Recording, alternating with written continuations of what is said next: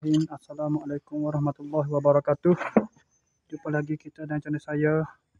Masih lagi sama juga, iaitu hari Rabu 3 hari bulan September 2025 Masehi bersama dengan 10 Rabiul Awal 1447 Hijriah. Sekarang itu pukul 7.10 malam.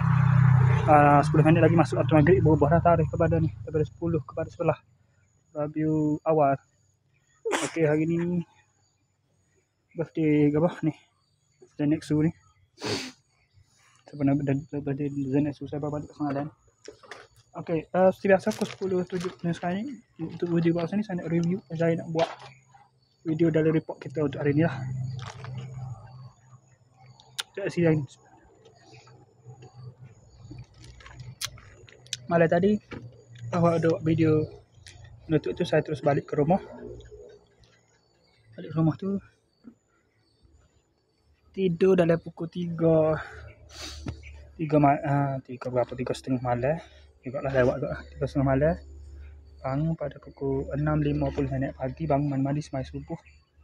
Kemudian tak angkat sarapan. Balik main Facebook sekejap, dekat baju negara tidur. Tertidur. Bangun pukul 12.40. 12.20 bangun. Tengah hari. Lepas tu duduk lipas mari, tak tahu nak buat apa, makan nasi. Lepas tu mau tu sarapan dah pagi. Lepas tu makan nasi pula lah. Lepas pada bangun tu makan nasi pula. Lepas tu duduk relax lipas nak pergi mana? Mai ke sini lah. Mai ke sini. Pergi ke Pasar Akar sambil ni cosplay ni. Pergi Pasar Akar, naik di awal, beli bahagian sikit. Beli payung. Ada tak di payung duduk sinar. Transparan, payung transparan tak ada. Dengan sarung tangan tu akhir je lah. Tangan je. Beli 2 bahagian tu. Lepas tu main musing-musing tu. Tak ada gimana kita main perumah tu kejap pusing. Lepas tu balik sini. Balik sini. Relax kali tanya tu, sampai tunggu bagi Shopee Sapa tu. Shopee Sapa tu 3.10, Smile lahu 3.40. Lepas tu relax main tu, ada sama macam nak upload video dari YouTube, channel YouTube tu.